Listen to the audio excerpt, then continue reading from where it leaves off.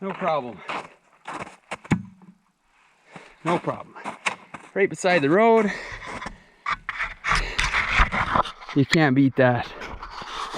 Man, I'll tell you, it's not easy finding firewood here. Apparently, I haven't been up this direction to get firewood in a long time.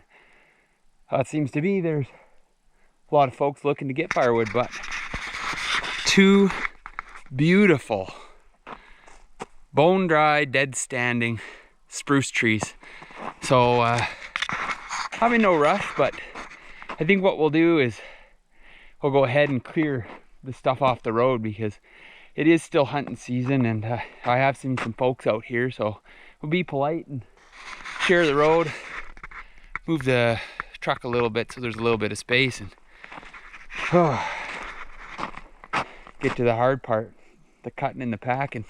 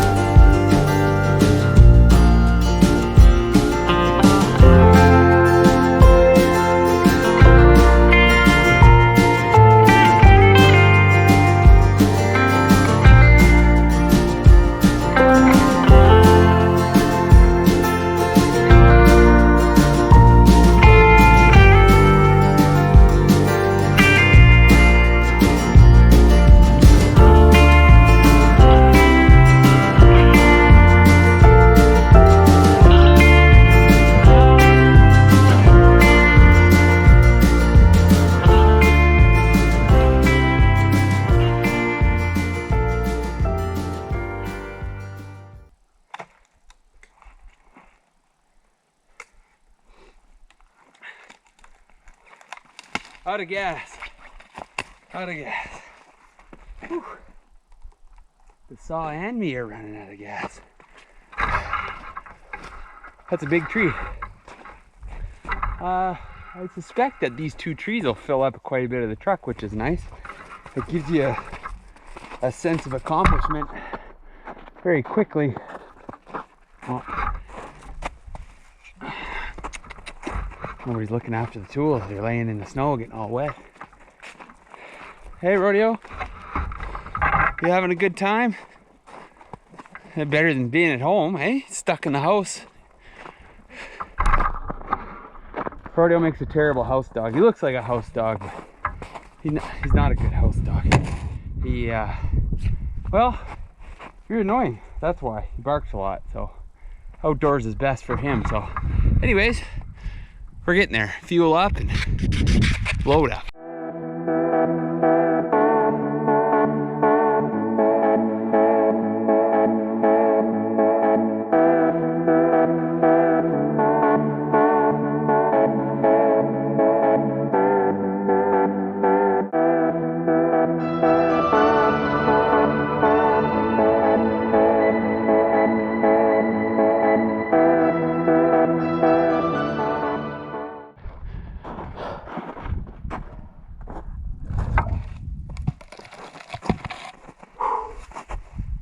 Oh, I started at the skinny end, and then you work towards the butt, and fancy that, the blocks just get heavier and heavier. Smart guy would have done it the other way around, maybe start with the heavy ones and feel like you're gaining ground as the blocks get smaller. But this should almost fill the truck, just these two dead spruce, and I mean dead dry. Like, very fortunate. That's good snag beside the road. I don't have a lot of experience with the wood furnace. It's in my house. I built the house, and then There's an owl. Oh, there's an owl. Probably looking for the dog. You stay in the truck. Anyways, built the house.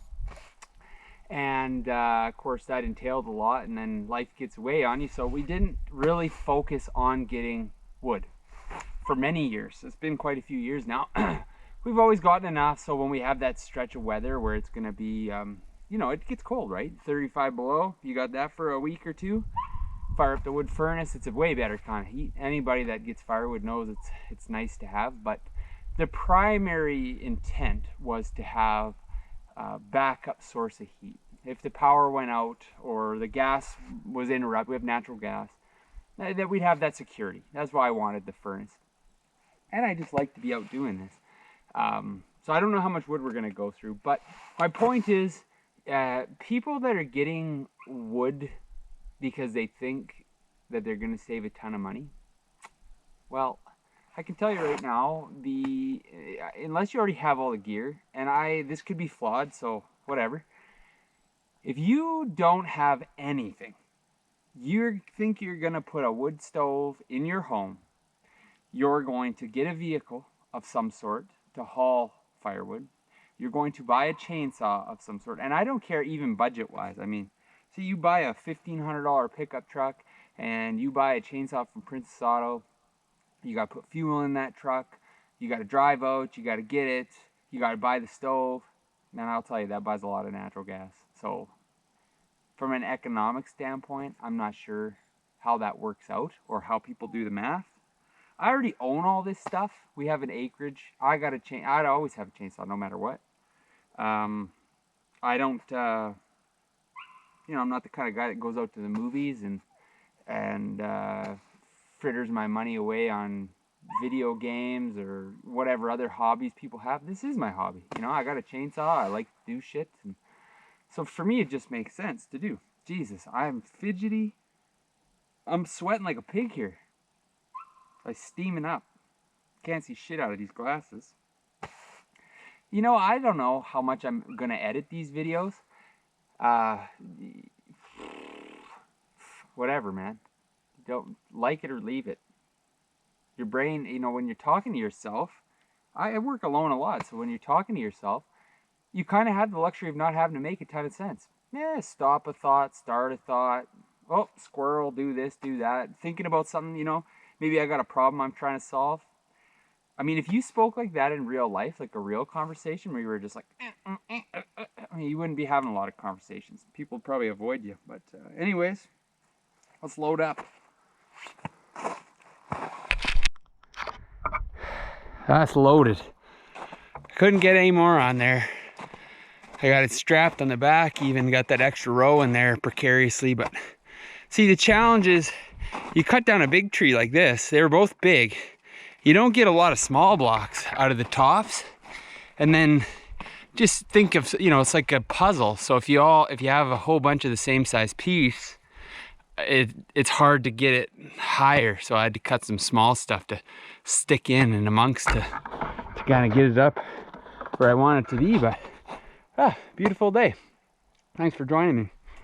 Yeah, it worked out real well.